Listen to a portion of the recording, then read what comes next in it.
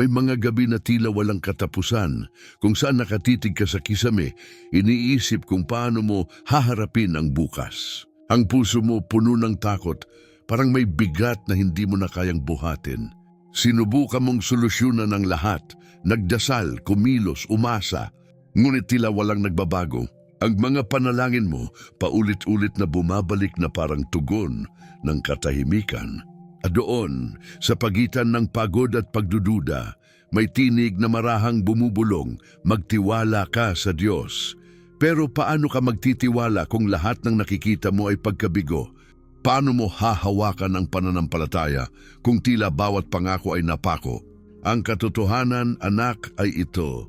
Hindi mo kailangang lutasin ang unos, kailangan mo lang manatiling nakatayo habang siya ang kumikilos. Sapagkat may mga tagumpay na hindi nagsisimula sa lakas mo, kundi sa pagsuko mo. May mga himalang hindi nakikita agad, ngunit unti-unting nabubuo sa likod ng bawat luha, sa gitna ng bawat gabi ng katahimikan. Habang akala mo ay pinabayaan ka, doon siya tahimik na nagtatahi ng daan. Habang iniisip mong wala ng sagot, doon siya nagtatayo ng pintuan na hindi mo pa nakikita. Tinitingnan ng tao ang pagkawala bilang kabiguan, pero sa mata ng Diyos, iyon ay paghahanda. Ang mga alalahanin mo na tila mabigat na krus ay mga binhi ng tagumpay na darating. Bawat pagsubok, bawat pag-iyak, bawat pag-aalinlangan, lahat iyan ay bahagi ng proseso ng iyong pananampalataya. Kapag wala ka ng kakapitan, doon mo mararamdaman kung gaano katatag ang kamay ng Diyos na humahawak sa iyo.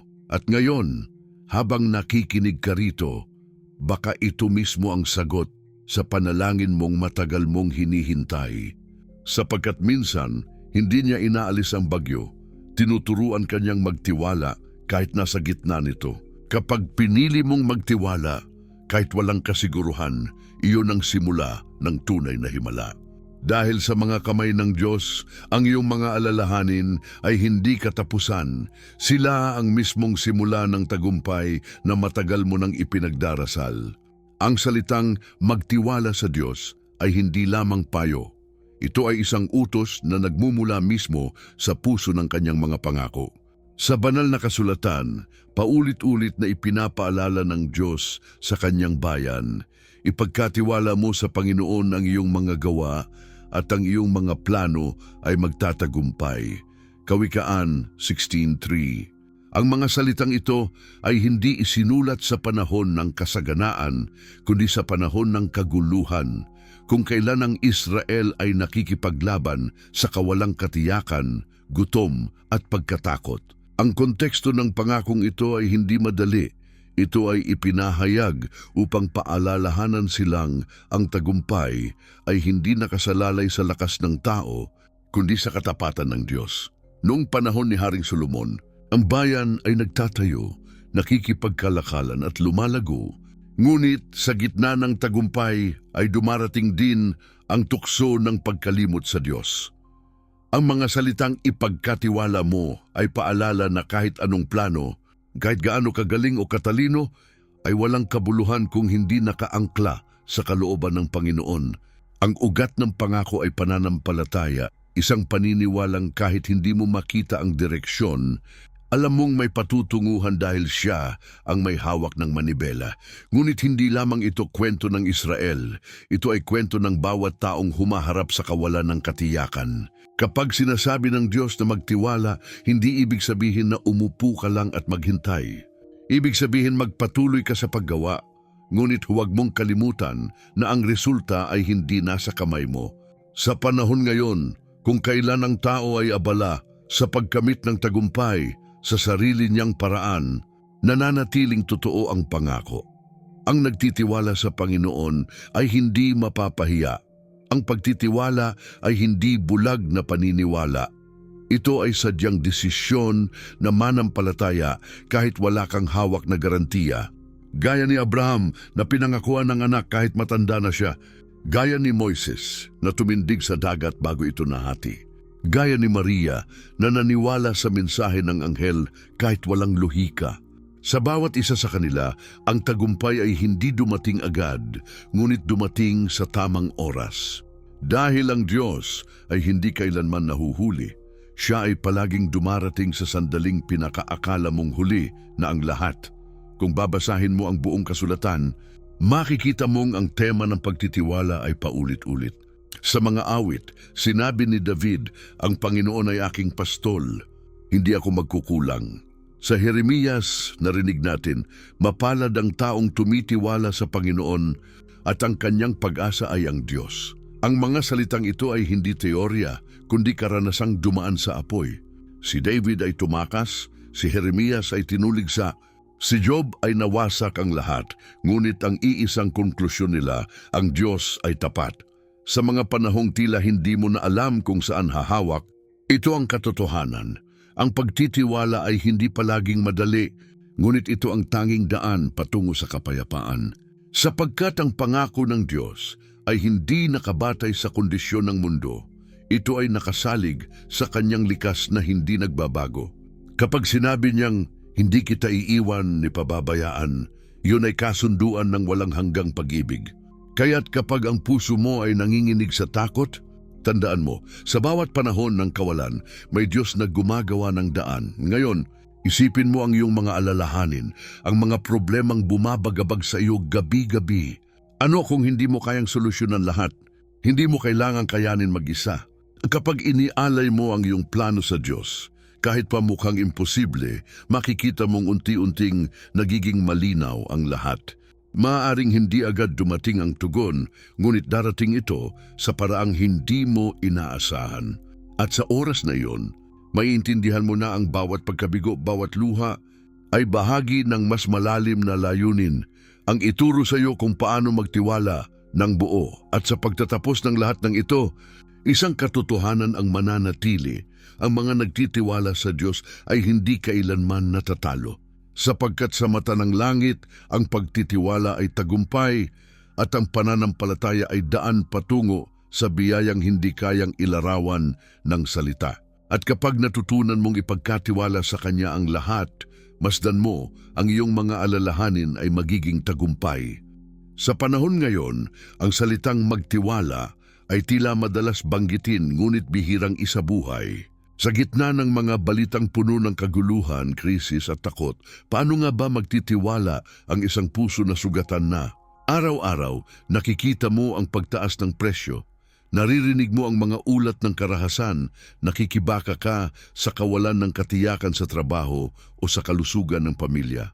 Minsan, habang naglalakad ka sa lansangan o nakatingin sa telepono, ang tanong ay lumalalim sa puso mo, nasaan ang Diyos sa lahat ng ito? Ngunit marahil, sa gitna ng tanong na iyon, siya ay nandoon, tahimik, kumikilos sa paraang hindi mo nakikita. Ang Israel noong sinaunang panahon ay dumaan din sa ganitong yugto. Sila'y pinangakuan ng lupain, ngunit bago makarating doon, kinailangan nilang maglakbay sa disyerto, walang direksyon, walang katiyakan. Ganon din tayo ngayon, nasa gitna ng ating disyerto, hinahanap kung saan tutungo, umaasang may tubig sa gitna ng tigang na lupa. Ngunit gaya ng ginawa ng Diyos noon, siya pa rin ang nagbibigay ng mana araw-araw. Hindi sobra, hindi kulang, sapat lamang para sa araw na iyon. At iyon ang esensya ng pagtitiwala, manampalataya sa araw-araw, kahit hindi mo alam ang darating bukas. Kapag ang mundo ay puno ng ingay, ang pagtitiwala sa Diyos ay parang bulong na halos hindi mo marinig. Ngunit sa bawat bulong na iyon, may kapangyarihan, sapagkat ang pananampalataya ay hindi kailangang malakas, kailangan lang itong maging totoo. Maraming tao ngayon ang nabubuhay sa ilalim ng bigat ng takot. Takot mawalan, takot masaktan, takot mabigo. Ngunit tandaan mo, ang Diyos ay hindi kailanman nagbago. Ang parehong Diyos na nagbukas ng dagat para kay Moises ay siya ring Diyos na kayang buksan ang daan sa gitna ng kawalan ng pag-asa mo. Kapag dumating ang gabi ng mga luha, huwag mong isipin na tapos na ang lahat. Ang gabi ay hindi tanda ng pagtatapos, kundi simula ng pagbangon. Gaya ni David na umiyak sa kuweba bago muling tumindig bilang hari. Gaya ni Esther na natakot bago niya nailigtas ang kanyang bayan. Gaya ni Pedro na bumagsak bago siya ginamit ni Kristo upang palakasin ang iba. Sa bawat pagdapa, may aral ng pagtitiwala. Dahil ang tunay na pananampalataya ay hindi nasusukat kapag madali ang lahat. Ito ay nasusukat kapag wala nang natitirang dahilan para maniwala, ngunit pinili mong maniwala pa rin. Tingnan mo ang mga balita, mga digmaan, kalamidad, kawalan ng katarungan. Maraming nagsasabing ang mundo ay pabagsak na. Ngunit para sa mga nagtitiwala sa Diyos, ito ay panahon ng pagising. Sapagkat kapag ang lahat ay nabubuwag, siya lamang ang hindi nagigiba.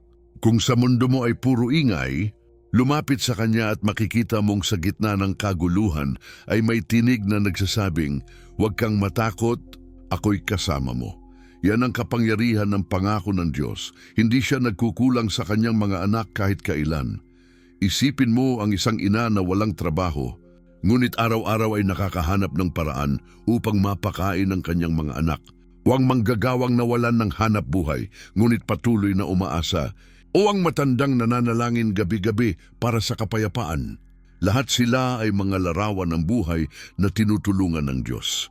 Hindi man sila headline sa balita, ngunit sa langit, sila ang mga kwentong sinusulat ng biyaya. Kapag natutunan mong magtiwala, kahit hindi mo alam kung saan manggagaling ang sagot, mararanasan mong may mga pintuang kusang bumubukas, may mga himalang dumarating sa oras na akala mo'y huli na ang lahat. Ang pagtitiwala sa Diyos ay hindi pagtakas sa realidad. Ito ay pagtanggap na may mas dakilang kamay na kumikilos. Kapag ang puso mo ay nababalot ng takot, alalahanin mong kahit sa gitna ng bagyo, natutulog si Jesus sa bangka. Hindi dahil siya walang pakialam, kundi dahil alam niyang kontrolado niya ang alon. Ganyan din sa buhay mo, habang abala ka sa pag-aalala, siya ay abala sa paggawa ng himala. Kaya't sa bawat sandali ng pangamba, piliin mong manahimik at maniwala ang mga pangakong iniwan ng Diyos ay hindi para sa mga taong perpekto, kundi para sa mga taong nananatiling lumalaban kahit natatakot. Sa panahong tila wala ng pag-asa, doon nagsisimula ang biyaya. Kapag isinuko mo sa Kanya ang iyong mga pag-aalinlangan, mararanasan mo kung paanong ang Kanyang kapayapaan ay bumabalot sa lahat ng hindi mo maintindihan. Kaya ngayon, habang nakikinig ka, tanungin mo ang sarili mo, hanggang kailan mo hahawakan ang iyong takot? Sapagkat sa sandaling bitawan mo ito, makikita mong ang bawat alalahanin ay unti-unting nagiging tagumpay, hindi dahil sa lakas mo, kundi dahil sa Diyos na hindi kailanman nabigo sa Kanyang mga pangako. May mga kwento na nagsisimula sa kawalan, ngunit nagtatapos sa kaluwalhatian. Isang babae ang minsang lumapit sa simbahan, luhaan, hawak ang resibo ng mga utang na hindi na niya alam kung paano babayaran. Araw-araw, naglalakad siya papasok sa trabaho nang walang katiyakan kung makatatagal pa. Ngunit sa halip na sumuko, pinili niyang ipagkatiwala sa Diyos ang lahat. Bawat gabi, inuulit niya ang panalangin, "Panginoon, hindi ko alam kung paano, pero alam kong gagawin mo." At sa mga sumunod na buwan, unti-unting nagbago ang lahat. Nakahanap siya ng bagong trabaho, nakabayad ng utang, at higit sa lahat natutong tumawa muli. Hindi dahil naging madali ang buhay, kundi dahil natutunan niyang magtiwala sa Kanya sa gitna ng bagyo. Ganyan din si Elias sa disyerto. Walang pagkain, walang tubig, at tila walang direksyon. Ngunit pinadala ng Diyos ang mga uwak upang magdala ng tinapay. Isipin mo yon, sa gitna ng kawalan, dumarating ang himala sa paraang hindi mo kailanman iisiping posible. Kung nagawa niya iyon noon, bakit hindi niya magagawa ngayon? Kung nagawa niyang buhayin muli si Lazaro mula sa libingan, hindi ba't kaya din niyang buhayin ang pag-asa mong matagal ng patay?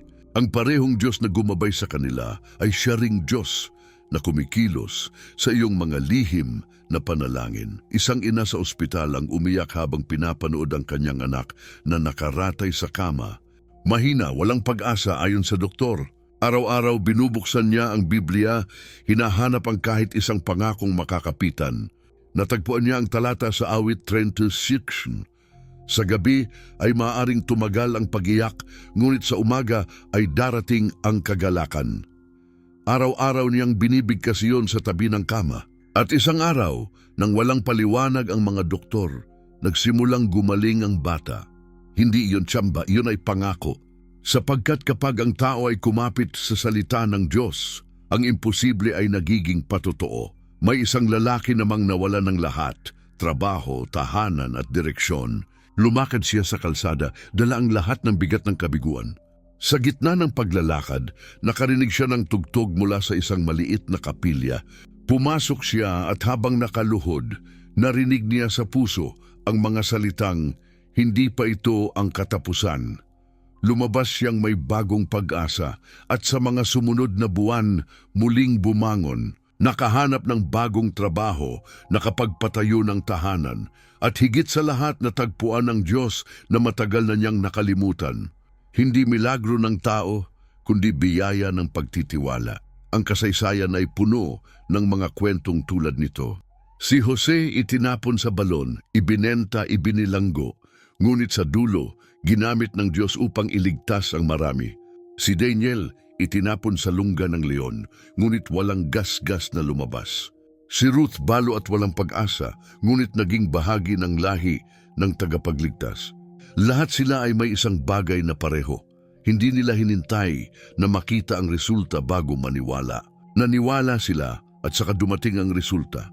Kapag binabalikan mo ang mga ganitong kwento, mapapansin mo na ang Diyos ay hindi kailanman nasisindak sa imposible. Ang kanyang mga himala ay hindi laging malakas o dramatiko. Minsan tahimik lamang, dumarating sa anyo ng lakas na magpatuloy o kapayapaang hindi mo maipaliwanag. Tulad ng isang ilaw sa gabi, hindi nito tinatanggal ang dilim, ngunit binibigyan ka ng kakayahang maglakad sa gitna nito. Iyan ang kapangyarihan ng pagtitiwala sa Diyos. Hindi nito inaalis ang problema, ngunit binabago nito kung paano mo ito hinaharap. Isang matandang babae ang minsang nagsabi, "Anak, kung ang Diyos ay tapat noon, tapat pa rin siya ngayon." Sa edad niyang 80, nakita niya ang pagkawala ng asawa, gutom at tagtuyot, ngunit nakita rin niya ang Diyos na kailanman ay hindi nagkulang. Ang kanyang buhay ay naging saksi na ang bawat pagsubok ay may dahilan, at ang bawat dahilan ay nagdadala ng biyaya. Sa kanyang mga mata, ang bawat luha ay binabayaran ng kagalakan na higit pa sa inaasahan. At marahil, ngayon ay ikaw naman ang nasa gitna ng iyong sariling kwento. Maaaring wala ka pang nakikitang sagot, maaaring tila walang milagro. Ngunit tandaan mo, ang mga patotoo ng iba ay paalala na ang Diyos ay hindi tumitigil sa paggawa. Kung nagawa niyang ibalik ang pag-asa ng mga nauna, gagawin niya rin iyon sa iyo. Ang parehong Diyos na nagpatatag sa kanila ay siya ring kumikilos sa likod ng iyong katahimikan. Kaya huwag kang sumuko, sapagkat balang araw, ang mga luha mong itinanim sa pananampalataya ay aanihin mong may kagalakan. At kapag dumating ang araw na iyon, mauunawaan mong ang bawat sandali ng paghihintay ay hindi kailanman nasayang dahil sa Diyos, ang bawat alalahanin ay hinuhubog upang maging tagumpay. Ang mga pangako ng Diyos ay hindi lamang mga salita para sa isang tao o panahon. Ito ay mga bahagi ng isang mas malawak na plano na tumatakbo sa buong kasaysayan. Kapag sinabi niyang magtiwala sa akin, hindi iyon payo para sa sandali, kundi paanyaya sa isang buhay na nakaangkla sa kanyang layunin. Sa bawat henerasyon, ipinakita ng Diyos na ang kanyang mga pangako ay may dimensyong propetiko, mga salitang isinulat libu-libong taon na ang nakalipas, ngunit patuloy na tinutupad sa ating panahon. Ang pagtitiwala sa Diyos ay hindi lang personal na desisyon. Ito ay bahagi ng isang dakilang galaw ng langit na nagpapatuloy mula kay Abraham hanggang sa huling araw.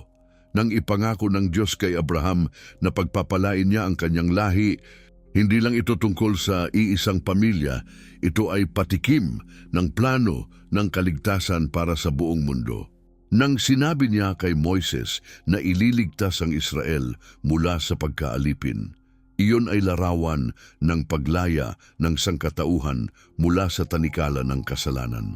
At nang sinabi ni Jesus, "Huwag kayong mabalisa, Manampalataya kayo sa Diyos at manampalataya rin kayo sa akin. Inulit niya ang parehong paanyaya na ibinulong ng Ama sa mga patriarka noon. Magtiwala, ang parehong pangako na bumuhay sa mga propeta ay siyang bumubuhay sa atin ngayon. Ang Biblia ay puno ng mga palatandaan na ang pagtitiwala sa Diyos ay daan patungo sa katuparan ng kanyang mga salita. Sa aklat ni Isaias, ipinangako ng Diyos, ang mga nagtitiwala sa Panginoon ay muling magkakaroon ng lakas. Sila'y lilipad na parang agila. Ang pangakong iyon ay hindi lamang tungkol sa pisikal na lakas, ito ay patungkol sa espiritual na kakayahang bumangon sa gitna ng kawalan. At sa aklat ng Apokalipsis, ipinakita na sa huli, ang mga nagtiwala sa kordero ay magtatagumpay. Mula simula hanggang wakas, ang tanging panawagan ay pareho, huwag kang matakot, ako ang kasama mo. Kung titingnan natin ang mga pangyayari sa mundo ngayon, mga digmaan, pagkasira ng kalikasan, pagkakahati-hati ng mga tao, makikita natin na ang mga propesiya ay unti-unting natutupad. Ngunit kasabay ng mga babala ay mga pangako ng pag-asa. Habang ang mundo ay lumalakad patungo sa kaguluhan, ang mga nagtitiwala sa Diyos ay tinatawag upang maging liwanag. Tulad ng sinabi sa Habakuk 2:3, bagaman tila nagtatagal, hintayin mo ito, tiyak na darating at hindi magpapaliban. Ang mensaheng ito ay para sa lahat ng naghihintay. Huwag kang panghinaan ng loob, dahil kahit mukhang tahimik ang langit, ang Diyos ay kumikilos sa likod ng laylayan ng panahon. Sa bawat krisis, may katotohanang bumabalik. Ang mga pangako ng Diyos ay hindi kailanman nabigo. Kapag bumabagsak ang mga imperyo, kapag nagbabago ang mga sistema, ang kanyang mga salita ay nananatiling matatag.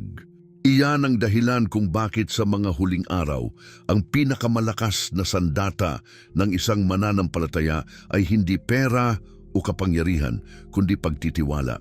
Sapagkat ang nagtitiwala ay hindi naguguluhan ng takot, hindi natitinag ng ingay ng mundo, at hindi nawawala ng direksyon sa dilim, dahil alam niyang may kamay na gumagabay sa bawat hakbang.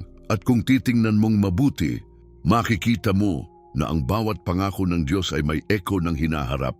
Nang sabihin niya sa mga Israelita na, ako ang magbibigay sa inyo ng kapahingahan, ito ay larawan ng kapahingahan na darating sa kaharian niya. Nang ipangako niya ang bagong langit at bagong lupa, ito ay tugon sa lahat ng pagod at sugatan na kaluluwa. Kaya't ang pagtitiwala sa Diyos ngayon ay hindi lang tungkol sa pagharap sa mga problema mo sa buhay. Ito ay paghahanda sa mas dakilang katuparan na paparating. Maraming nagtataka, bakit tila matagal nang dumarating ang katuparan ng mga propesiya? Ngunit ang sagot ay simple, sapagkat sa bawat paghihintay, binubuo ng Diyos ang pananampalataya ng kanyang bayan. Tulad ng isang binhi na kailangang malibing bago tumubo, ganoon din ang mga pangako ng Diyos. Kailangang maghintay ang puso bago makita ang ani. Habang ang mundo ay lumilipas, ang mga nagtitiwala sa Kanya ay tumatayo sa isang pundasyong hindi kayang gibain ng panahon. Kaya kapag nakikita mong tila walang sagot ang mga panalangin mo, tandaan mo, hindi ito katahimikan, ito ay paghahanda. Ang Diyos ay hindi nakakalimot. Siya ay nagtataguyod ng plano na mas malaki kaysa sa naiintindihan natin. At sa araw na makita mo kung paano nagkakabit-kabit ang lahat ng detalye, mauunawaan mong ang bawat hintay muna ng Diyos ay palaging may kasunod na ito na. Ang mga pangako niya ay hindi napapako sa oras dahil siya ang may hawak ng oras mismo. Ngayon, sa mundong puno ng kaguluhan at takot, tinatawag ka ng Diyos sa isang pananampalatayang hindi nakatali sa nakikita. Ang kanyang mga pangako ay may patutunguhan at ikaw ay bahagi ng planong iyon. Kaya huwag mong hayaang nakawin ng takot ang tiwala mo.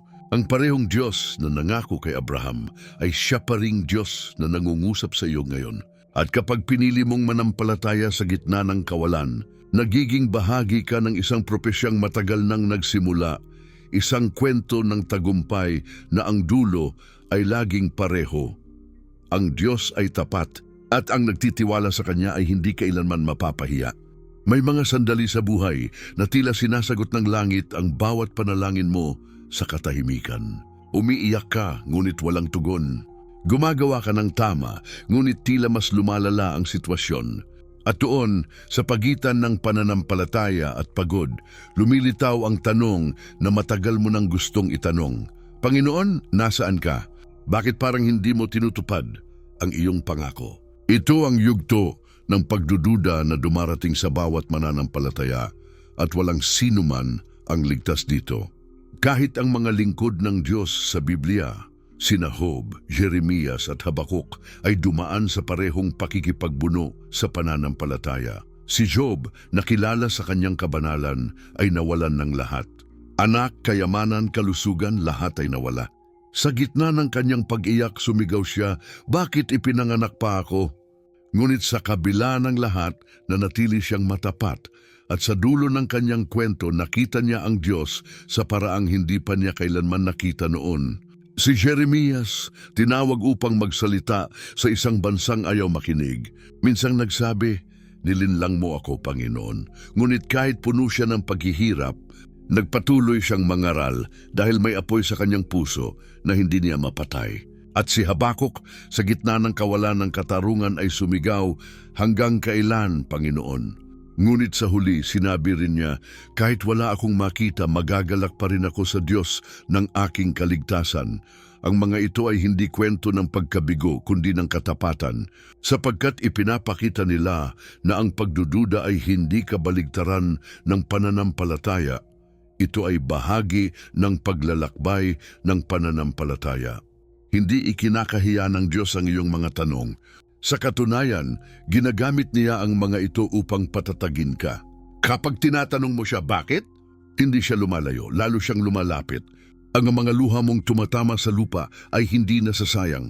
Ito'y binibilang ng Diyos bilang binhi ng tiwala na mamumunga sa tamang panahon. Ngunit bakit nga ba tila matagal minsan ang katuparan ng kanyang mga pangako? Dahil ang oras ng tao ay hindi oras ng Diyos. Ang gusto natin ay ngayon, ngunit ang Diyos ay laging kumikilos sa tamang panahon. Gaya ng sinabi sa Habakuk 2:3, "Bagaman tila nagtatagal, hintayin mo ito. Tiyak na darating." May mga pangako na hindi agad dumarating dahil may mga puso pang kailangang ihanda, may mga sitwasyong kailangang baguhin, at may pananampalatayang kailangang lumalim bago matanggap ang biyaya. Si Abraham ay nangakong magiging ama ng maraming bansa, ngunit kailangang maghintay ng halos 20 taon bago isinilang si Isaac. Si Jose ay nangarap na siya ay maghahari, ngunit bago iyon, kinailangan niyang dumaan sa balon, bilangguan at pagtataksil. Ang Israel ay pinangakuan ng lupain, ngunit naglibot muna sa ilang sa loob ng 40 taon. Sa bawat kaso, ang mga pangako ay natupad, ngunit hindi agad. Sapagkat sa bawat paghihintay, tinuturuan tayo ng Diyos, hindi lang na maniwala sa kanyang mga salita, kundi makilala ang kanyang puso. Marahil ngayon, nararamdaman mong parang tahimik ang Diyos. Nagdarasal ka, ngunit walang tugon. Naghihintay ka, ngunit tila walang galaw. Ngunit alalahanin mo, ang kawalan ng tugon ay hindi kawalan ng presensya. Habang hindi mo siya naririnig, siya ay nagbubuo ng plano na hindi mo pa kayang makita. Kapag sinubukan mong pabilisin ang kanyang proseso, madalas ay nasisira mo ang biyayang dapat ay hinog sa tamang panahon. Kaya minsan, kailangan mong hayaang magtagal ang tag-ulan upang lumalim ang ugat ng iyong pananampalataya. May mga pangarap na tila patay na, ngunit tandaan mo, kayang buhayin ng Diyos kahit ang mga matagal nang natuyo. Kayang baguhin ng isang salita niya ang isang buhay na puno ng pagkatalo. Ngunit gusto niyang bago mo makita ang tagumpay, matutunan mo muna ang pagtitiwala. Dahil kung agad niyang ibibigay ang lahat, hindi mo matututunang kumapit sa Kanya. Makakapit ka lamang sa Kanyang mga biyaya, hindi sa Kanyang pagkatao. Kaya hinahayaan niyang madalas na dumaan ka sa kawalan upang makita mo na siya lamang ang hindi nawawala. At sa mga sandaling iyon ng pagdududa, tandaan mong hindi ka nag-iisa. Maraming tao ang humaharap sa parehong katahimikan. Ngunit may mga lihim na pangyayari sa langit tuwing pinipili mong magtiwala sa kabila ng kawalan. Kapag sinasabi mo, hindi ko maintindihan pero magtitiwala pa rin ako, ang mismong pahayag na iyon ay tagumpay sa espiritu, sapagkat doon mo pinapahiya ang kaaway kapag tumanggi kang sumuko kahit walang sagot. Sa huli, ang pananampalataya ay hindi nasusukat sa dami ng sagot, kundi sa lalim ng pagtitiwala. Kung minsan, ang pinakamalaking himala ay hindi ang makita ang dagat na mahati, kundi ang manatiling nakatayo habang hinihintay mo itong bumuka. Kaya huwag mong hayaan na lamunin ng takot ang iyong pag-asa. Kapag pinili mong maghintay ng may pananampalataya, nagiging kasangkapan ka ng Diyos upang ipakita sa mundo na ang kanyang mga pangako ay totoo. Sapagkat ang kanyang mga salita ay hindi kailanman bumabalik na walang saysay, at ang mga nagtitiwala sa kanya kahit sa gitna ng kadiliman ay laging nakikitang tagumpay sa liwanag. Ngayon na nauunawaan mo na ang mga pangako ng Diyos ay totoo kahit tila matagal, panahon na upang maranasan mo ito sa iyong sariling buhay. Ang pagtitiwala sa Diyos ay hindi isang pakiramdam, ito ay isang desisyon. Ito ay araw-araw na pagpili na manampalataya kahit hindi mo alam ang susunod na hakbang. Ngunit paano mo ito maisasabuhay sa gitna ng gulo, takot at kawalan ng katiyakan? Paano mo mailalapat ang pangakong ipagkatiwala mo sa Panginoon ang iyong mga gawa at ang iyong mga plano ay magtatagumpay sa bawat araw na parang walang nagbabago? Ang sagot ay nagsisimula sa simpleng hakbang ng puso. Ilagay ang Diyos sa gitna ng lahat ng iyong ginagawa. Tuwing umaga, bago mo harapin ang abalang mundo, buksan mo ang iyong puso sa panalangin. Hindi kailangang mahaba, sapat na ang tapat. Sabihin mo, Panginoon, pinapasa ko sa iyo ang araw na ito. Kapag sinimulan mong sanayin ang sarili mong ipagkatiwala sa Kanya ang bawat desisyon, unti-unti mong mapapansin na nagkakaroon ng kapayapaan kahit hindi pa nagbabago ang sitwasyon. Dahil ang tunay na tagumpay ay nagsisimula sa kapayapaang galing sa Diyos, hindi sa mga bagay na nakikita ng mundo. Isang hakbang pa, matutong tumigil sandali. Sa gitna ng kabisihan, marinig mong muli ang tinig ng Diyos na madalas nalulunod sa ingay ng buhay. Maglaan ng oras araw-araw upang basahin kahit isang talata mula sa Biblia. Hindi mo kailangang maunawaan lahat. Hayaang ang mga salita niya ang magbago sa iyo. Kapag paulit-ulit mong binubuksan ang salita ng Diyos, ang isip mo ay unti-unting naaayon sa kanyang kalooban. At kapag ang isip mo ay naaayon sa Diyos, kahit mahirap ang sitwasyon, alam mong may plano siya na mas mataas kaysa sa iyong naiintindihan. Kung may kinatatakutan ka ngayon, ang kinabukasan, kalusugan, trabaho, pamilya, ilista mo ito. Pagkatapos, sa tabi ng bawat isa, isulat mo, pinagkakatiwala ko ito sa Diyos. Ang simpleng gawaing iyon ay hindi lamang simbolo. Ito ay aktong espiritual. Ito ay parang pagbitaw ng mabigat na dalahin upang hayaang siya ang magdala. Habang ginagawa mo ito, mararanasan mong ang bigat sa dibdib ay unti-unting gumagaan dahil hindi mo na kailangang buhatin mag-isa ang mga bagay na hindi mo kayang kontrolin. Isa pang hakbang, matutong magpasalamat kahit sa gitna ng unos. Ang pasasalamat ay paraan ng pagtitiwala. Kapag nagpapasalamat ka bago mo pa man makita ang sagot, ipinapakita mong naniniwala kang darating ito.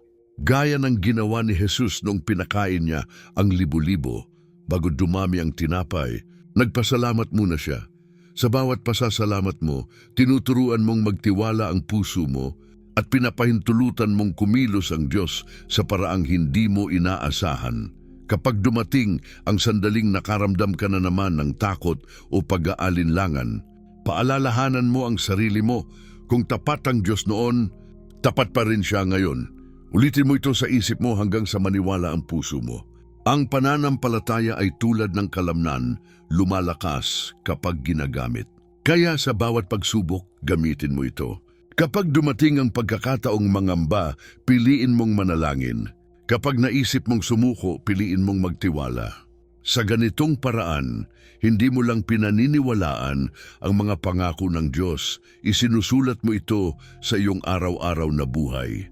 Maaari mo ring gawing bahagi ng iyong araw ang mga deklarasyon ng pananampalataya. Sabihin mo sa umaga, ang Diyos ang aking tagapagtustos, hindi ako magkukulang. Sa hapon, ang kapayapaan ng Diyos ang aking lakas. Sa gabi, ang kanyang mga pangako ay totoo at siya ay tapat magpakailanman. Ang mga salitang ito ay hindi lamang sinasabi. Ito ay binibitawan bilang paniniwala. At sa bawat pagbigkas mo, hinuhubog ng Diyos ang isip mo upang maging tulad ng kanyang isip. Ang buhay ng pagtitiwala ay hindi laging madali, ngunit ito ay mapayapa. Kapag nasanay kang ipasa sa Diyos ang bawat alalahanin, mapapansin mong hindi ka na kasing bilis magpanik, hindi ka na agad sumasabay sa takot ng mundo. Magiging kalmado ka kahit may unos dahil alam mong hindi mo kailangang kontrolin ang lahat. Ang iyong tungkulin ay magtiwala, ang kanyang tungkulin ay kumilos. At kung gusto mong simulan ito ngayon, gawin mo ang simpleng hakbang na ito. Sa sandaling matapos mong marinig ang mensaheng ito, isara mo ang iyong mga mata at sabihin mo sa Kanya, Panginoon, buong puso kong ipinagkakatiwala sa iyo ang lahat. Ulitin mo ito araw-araw at makikita mong unti-unting nagbabago ang iyong pananaw. Ang dati mong kinatatakutan ay magiging pagkakataon para maranasan mo ang kanyang katapatan. Ang bawat araw ay pagkakataon upang subukin ang pangako niya. Kung kaya mong magtiwala kahit walang katiyakan, makikita mong siya ay kumikilos kahit hindi mo nakikita. At sa sandaling maranasan mo iyon, hindi mo nagugustuhing bumalik sa lumang paraan ng pamumuhay na puno ng takot at pagkabalisa. Sapagkat ang taong natutong magtiwala sa Diyos ay may lakas na hindi kayang ipaliwanag. Isang kapayapaang hindi galing sa mundo, kundi sa presensya ng Diyos mismo. Kaya ngayon, piliin mong manampalataya, piliin mong magtiwala, at hayaan mong ang bawat hakbang mo ay maging patunay na ang mga pangako ng Diyos ay buhay. Totoo at gumagana sa mga taong naglalakad sa pananampalataya. Ngayon ang sandali ng panawagan. Huwag mong hayaang lumipas ang mensaheng ito na parang isa lamang sa libu-libong salita na iyong naririnig araw-araw. Ang Diyos ay nangungusap sa iyo ngayon, hindi sa pamamagitan ng sigaw ng kulog, kundi sa banayad na tinig na bumubulong sa iyong puso. Anak, panahon na para magtiwala muli. Ito ang sandali ng pagtugon, ang oras ng paglapit, ang oras ng pagpapakumbaba sa harap ng Diyos na matagal nang kumakatok sa iyong buhay. Isara mo sandali ang iyong mga mata. Huminga ng malalim. Alalahanin ang lahat ng alalahaning dinala mo rito. Ang mga sakit na matagal mong itinatago, ang mga pagkukulang na hindi mo maamin, ang mga takot na bumubulong sa gabi.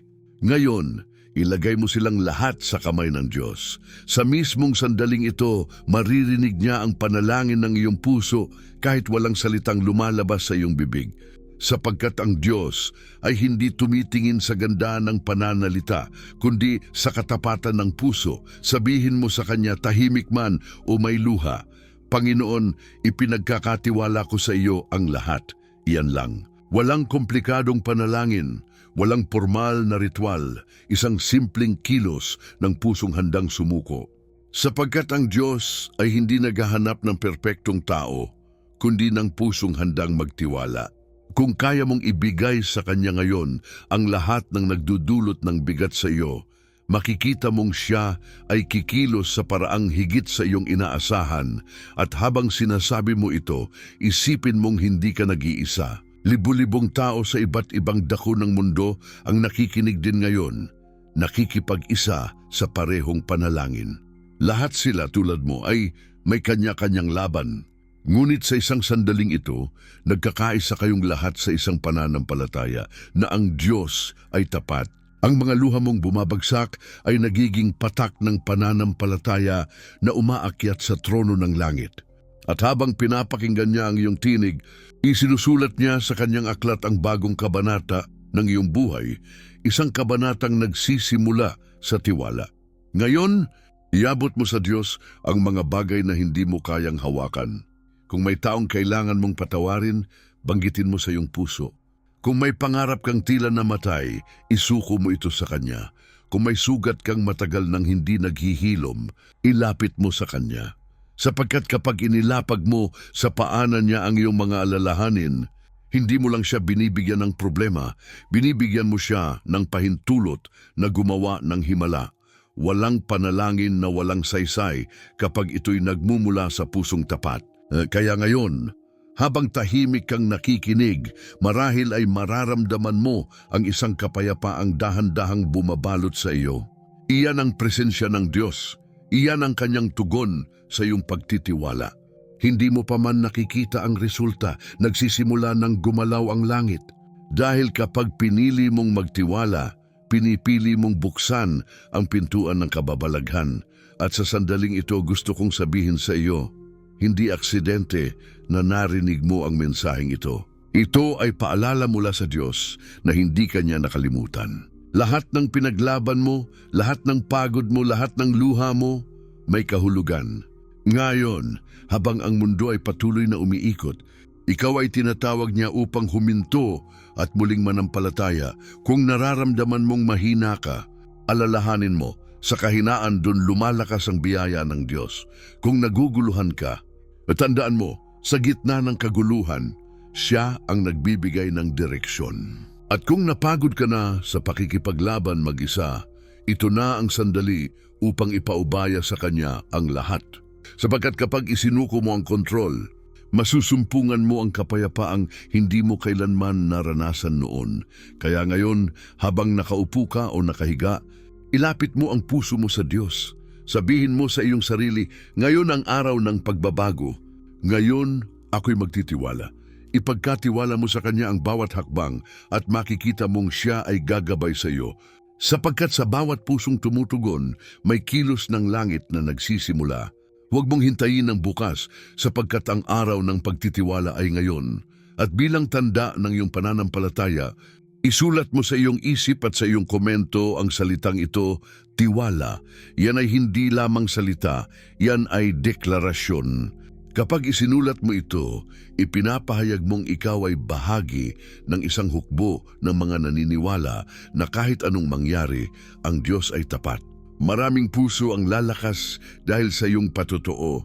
At sa bawat tiwala na iyong binibigkas, may mga pader na bumabagsak, may mga sugat na gumagaling, at may mga himalang unti-unting nagbubukas. Ngayon, huminga ka ng malalim at hayaang ang Diyos ang humawak ng lahat. Sapagkat kung saan natatapos ang iyong kakayahan, doon nagsisimula ang Kanyang kapangyarihan. Ang sandaling ito ay hindi pagtatapos, ito ay simula. Ang simula ng bagong yugto, kung saan hindi mo na kailangang mabuhay sa takot dahil alam mong may Diyos na tapat sa Kanyang mga pangako. Kaya't sa oras na ito tumugon ka, ibigay mo ang lahat at maniwala ang iyong mga alalahanin ay nasa kamay ng Diyos. At sa kamay niyang iyon, walang pagkatalo, tanging tagumpay lamang. Isara mo ngayon ang iyong mga mata. Pahintulutan mong manahimik ang mundo sa paligid mo at hayaang ang presensya ng Diyos ang pumuno sa bawat hininga mo. Ilagay mo ang iyong kamay sa iyong dibdib at maramdaman ang pintig ng iyong puso. Yan ay paalala na ang buhay mo ay nasa Kanyang mga kamay. Tayo ay mananalangin. Panginoon naming Diyos, Ikaw ang may likha ng langit at lupa, ang tanging sandigan ng aming mga kaluluwa. Sa oras na ito, lumalapit kami sa iyo na may kababaang loob at may pusong naghahangad ng kapayapaan. Ama, ipinagkakatiwala namin sa iyo ang lahat ng aming mga alalahanin, ang mga suliranin sa aming tahanan, ang mga pag-aalala sa aming kinabukasan, ang mga sakit na hindi kayang gamutin ng tao. Sapagkat sinabi mo sa iyong salita, ipagkatiwala mo sa Panginoon ang iyong mga gawa at ang iyong mga plano ay magtatagumpay. Kaya na ngayon, Ama, isinusuko namin ang aming mga plano at hinihiling namin na ang kalooban mo ang siyang mangyari. Panginoon, sa mga oras na kami natatakot, palitan mo ng lakas ang aming panghihina. Sa oras na kami naguguluhan, bigyan mo kami ng karunungan. Sa mga sandaling tila wala ng pag-asa, paalalahanan mo kami na ikaw ay tapat. Tulad ng iyong ginawa kay Elias sa disyerto, magpadala ka rin, Panginoon, ng iyong himala sa bawat bahay na ngayon ay nangangailangan ng liwanag. Tulad ng iyong pangako sa awit 23, gabayan mo kami sa berdeng pastulan at sa mga tahimik na tubig. Aming Ama, kami humihingi ng kagalingan para sa mga may sakit. Iginagawad namin sa iyo ang bawat katawan na mahina, bawat pusong may sugat, bawat kaluluwang pagod. Hipuin mo sila ng iyong makapangyarihang kamay. Ipagkaloob mo ang kagalingan na galing sa langit, pisikal, emosyonal at espiritual. Sapagkat naniniwala kami na sa pangalan ni Jesus, walang sakit na mas makapangyarihan kaysa sa iyong biyaya. Panginoon, aming itinataas ang mga pamilyang nagdurusa ngayon, ang mga ama at ina na nag-aalala kung paano mabubuhay bukas, ang mga anak na nawalan ng direksyon, ang mga lolo't lola na tahimik na umiiyak sa gabi. Yakapin mo sila, Diyos, at punuin ng kapayapaan ang kanilang mga tahanan. Ipaalala mo sa kanila na hindi sila nag-iisa dahil ikaw ay Diyos na sumasama sa gitna ng unos. At para sa mga nawalan ng pananampalataya, Diyos, buuin mong muli ang kanilang puso. Sa mga nabigo, ituro mo na ang kabiguan ay hindi katapusan. Sa mga nawalan ng pag-asa, ibulong mo na may bagong umagang darating. Tulad ng araw na muling sumisikat pagkatapos ng ulan, ipakita mo, Panginoon, na ang iyong liwanag ay hindi kailanman napapawi. Ngayon, Ama, aming idinedeklara ang iyong mga pangako, sapagkat sinabi mo sa iyong salita, ang nagtitiwala sa Panginoon ay hindi mapapahiya. Kaya't sa oras na ito, buong puso naming pinanghahawakan na ang iyong mga salita ay totoo. Ipinapahayag namin na ang aming mga bahay ay mapupuno ng kapayapaan. Ang aming mga puso ay mapupuno ng pananampalataya at ang aming mga buhay ay magiging patotoo ng iyong kabutihan. Sa pangalan ni Jesus, aming itinataas ang mga naguguluhan at takot. Reprendihin mo, Panginoon, ang bawat espiritu ng pangamba, ng kawalan ng pag-asa at ng kalungkutan. Sa halip, palitan mo ito ng lakas, tapang at tiwala. Ipinapahayag namin na sa bawat tahanang nakikinig ngayon, may liwanag na bumababa mula sa langit. Ang mga luha ay magiging binhi ng tagumpay at ang bawat sugat ay magiging patunay ng kagalingan. Ama, pinasasalamatan ka namin sa mga himalang ginagawa mo kahit hindi namin nakikita. Sa bawat sandali ng paghihintay, ikaw ay kumikilos. Sa bawat gabi ng pag-iyak, ikaw ay naroon. Kaya ngayon, tinatanggap namin ng iyong kapayapaan, ang kapayapaang hindi maipaliwanag ng mundo, ngunit sapat upang pagalingin ang aming mga puso. Panginoon, sa pagtatapos ng panalangin ito, inilalagay namin ang lahat ng aming kinabukasan sa iyong mga kamay, sapagkat ikaw lamang ang aming tagapagtanggol, ang aming tagapagtaguyod, at ang aming tagapagligtas. Wala kaming ibang sandigan kundi ang iyong katapatan. Kaya ngayon, buong puso naming idinedeklara ang aming mga alalahanin ay nasa ilalim ng iyong kapangyarihan at sa iyo lamang namin ito ipinagkakatiwala. At sa ngalan ni Jesus, aming ipinapahayag, may tagumpay sa aming mga tahanan, may kagalingan sa aming mga katawan, may kalayaan sa aming mga kaluluwa. Ang aming mga buhay ay magiging patotoo ng iyong katapatan at ang aming mga labi ay aawit ng papuri sa iyong pangalan. Ngayon, Panginoon, sa isang tinig, aming sinasabi, Amen, naniniwala kami. Amen, dahil alam naming natutupad mo ang iyong pangako. Amen, dahil alam naming ang iyong kamay ay gumagalaw. Amen, dahil ikaw ay tapat noon, ngayon at magpakailanman. Ang lahat ng kaluwalhatian ay sa iyo lamang, aming Diyos, aming Ama, aming tagapagligtas. Amen. Tahimik na ngayon ang paligid, at marahil ay nararamdaman mo ang kakaibang kapayapaan na dahan-dahang bumabalot sa puso mo. Iyan ang tugon ng Diyos, hindi laging sa anyo ng malakas na himala, kundi sa banayad na katiyakang nagsasabing, Anak, kasama mo ako. Sa bawat panalangin mong inalay, sa bawat luha mong pumatak, walang nasayang. Sapagkat ang Diyos ay tapat, at ang kanyang mga pangako ay hindi kailanman nabibigo. Kung minsan, tila mabagal siyang kumilos, ngunit hindi siya kailanman nahuhuli. Ang bawat sandali ng paghihintay ay bahagi ng kanyang proseso upang hubugin ang iyong pananampalataya. Tulad ng sinabi sa 2 Corinto 10:20, sapagkat sa Kanya ang lahat ng mga pangako ng Diyos ay oo. Ibig sabihin, wala sa mga pangakong Kanyang binitiwan ang mawawala sa kawalan. Bawat isa ay may katuparan. Kapag sinabing siya ay tapat, ito ay hindi lamang katangian, ito ay Kanyang kalikasan. Ang Diyos ay hindi marunong bumigo at kung minsan, ang katahimikan niya ay hindi kawalan, kundi pagprotekta sa iyo mula sa mga bagay na hindi mo pa kayang dalhin. Isipin mo ngayon ang lahat ng takot na bumabagabag sa iyo nitong mga nakaraang araw. Ang mga pag-aalala tungkol sa trabaho, sa pamilya, sa kalusugan, ilagay mo sa isip mo na ang mga ito ay hawak ng Diyos at walang anumang nangyayari sa labas ng kanyang kaalaman. Tulad ng sinabi niya sa Isaiah 41:10, huwag kang matakot sapagkat ako'y kasama mo. Huwag kang manglupaypay sapagkat ako ang iyong Diyos. Ang mga salitang ito ay hindi lamang para sa mga propeta o banal na tao. Ito ay para sa iyo. Ngayon, sa mismong sandaling ito, kapag tumingin ka sa paligid, maaaring makakita ka ng kaguluhan, ng kawalang katiyakan, ng mga bagay na tila hindi na maayos. Ngunit sa ilalim ng lahat ng iyon, may kamay ng Diyos na kumikilos ng tahimik. Tulad ng isang mananahi na maingat na nagdurugtong ng mga piraso, binubuo niya ang disenyo ng iyong buhay. At kapag natapos mo nang makita ang buong larawan, mauunawaan mong bawat sugat, bawat pagkadapa, at bawat paghihintay ay may saysay. Lahat ng ito ay naging bahagi ng isang himala na unti-unting nabubuo. Ang pag-asa ay hindi nangangahulugang wala ng bagyo, kundi paniniwalang may Diyos na nasa gitna ng bagyo. Kaya't ngayon, hayaan mong ang pag-asa ay muling mabuhay sa puso mo. Hindi pa tapos ang kwento mo, hindi pa tapos ang laban.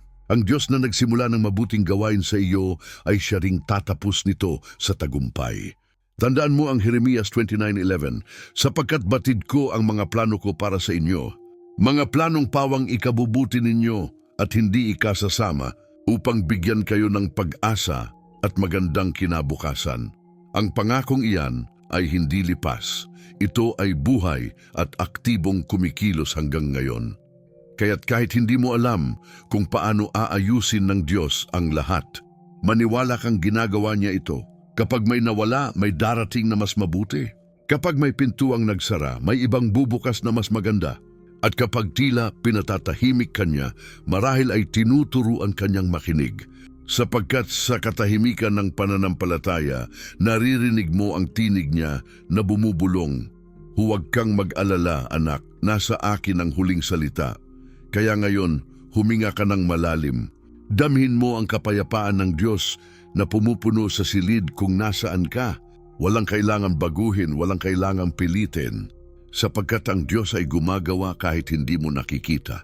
Kung dati ay nabuhay ka sa takot, ngayon ay mabubuhay ka sa katiyakan na hindi ka kailanman nag-iisa.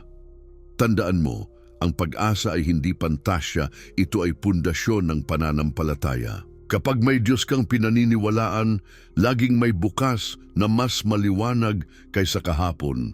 Kaya't kahit anong pinagdaraanan mo ngayon, huwag mong hayaang mamatay ang pag-asa mo.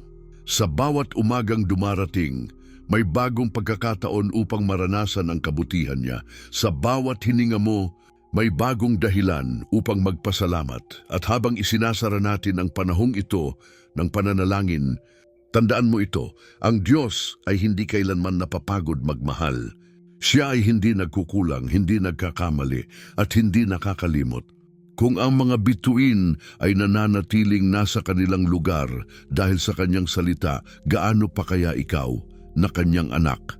Kaya't ipahinga mo ang iyong puso sa kanya, sapagkat sa mga kamay ng Diyos, kahit ang pinakamalalim mong sugat ay nagiging daan patungo sa pinakamatamis mong tagumpay.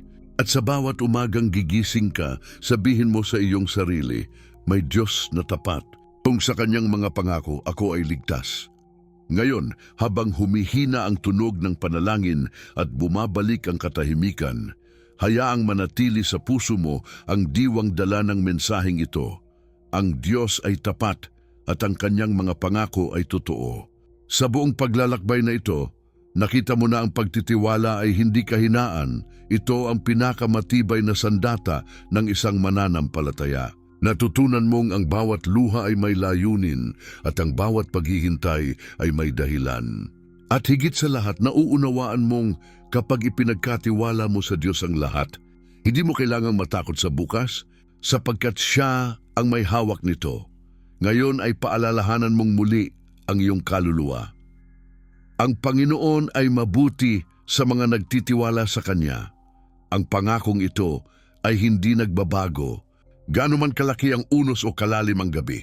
Ang Diyos na sumagot sa mga panalangin ni Abraham, ni David, ni Maria ay Siya ring Diyos na nakikinig sa iyo ngayon. Hindi Siya malayo, hindi Siya tahimik, ikaw lamang ang kailangang manahimik upang marinig ang Kanyang tinig.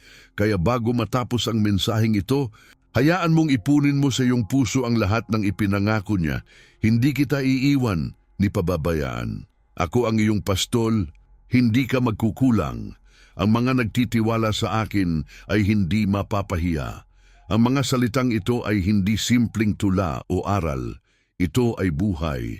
Bawat isa ay may kapangyarihang magbago ng direksyon ng iyong araw, magpagaling ng sugat at magbigay ng lakas sa pagod na kaluluwa. Kung dati ay may mga gabi kang natutulog na puno ng takot, simula ngayon ay matutulog kang may kapayapaan. Kung dati ay nagigising kang nag-aalala, bukas ay magigising kang may panibagong pag-asa. Dahil ang Diyos na pinagkatiwalaan mo ay hindi natutulog. Siya ay patuloy na kumikilos kahit sa mga oras na akala mo ay wala siyang ginagawa. Sa mga darating na araw, kapag muling bumigat ang buhay, balikan mo ang sandaling ito, alalahanin kung paano ka kinausap ng Diyos. Huwag mong hayaang nakawin ng takot ang pananampalataya mo. Kapag naramdaman mong muli ang pangamba, ulitin mo ang mga salitang ito, ang Diyos ay tapat. Ako'y magtitiwala, sapagkat bawat pagbigkas mo nito ay pagpapaalala sa langit na ang pananampalataya mo ay buo kahit anong mangyari. At ngayon, habang naghahanda kang bumalik sa iyong araw, dalhin mo ang mensaheng ito hindi lamang sa isip mo, kundi sa gawa mo. Maging ilaw sa iba. Maging tinig ng pag-asa sa mga taong pagod na. Kapag may kakilala kang nawawalan ng pananampalataya, ipasa mo sa kanila ang mensaheng ito. Sabihin mo, may Diyos na hindi nakakalimot at sa Kanya walang pagod na puso ang natatabunan. Bago tayo magtapos, nais kitang hikayatin na maging bahagi ng komunidad na ito ng pananampalataya. Mag-subscribe ka, makinig araw-araw at sumabay sa mga panalangin na patuloy na nagbibigay buhay sa ating mga kaluluwa. Dito hindi ka nag-iisa. Dito bawat panalangin mo ay may kasabay at bawat luha mo ay may kaagapay. Ibahagi mo ang video na ito sa isang taong alam mong kailangan ng pag-asa. Sapagkat minsan, ang simpleng pag-click mo ay maaaring maging instrumento ng pagbabago sa buhay ng iba. At bago mo isara ang pahinang ito, sumulat ka sa mga komento ng salitang tiwala, hindi lamang bilang tugon, kundi bilang deklarasyon ng iyong pananampalataya. Ipakita sa mundo na ikaw ay bahagi ng mga naniniwalang kahit anong mangyari, ang Diyos ay tapat. Dahil sa huli, ito lamang ang tunay na katotohanan. Walang pangako ng Diyos ang napapako at walang pusong nagtitiwala sa Kanya ang napapabayaan. Kaya't huminga ka ng malalim, ngumiti at sabihin mo sa iyong puso, tahimik ngunit may katiyakan, Panginoon, ako'y magtitiwala sa iyo. Sapagkat dito nagsisimula ang lahat ng tagumpay, sa pusong marunong magtiwala sa Diyos at sa pananampalatayang hindi kailanman bumibitaw.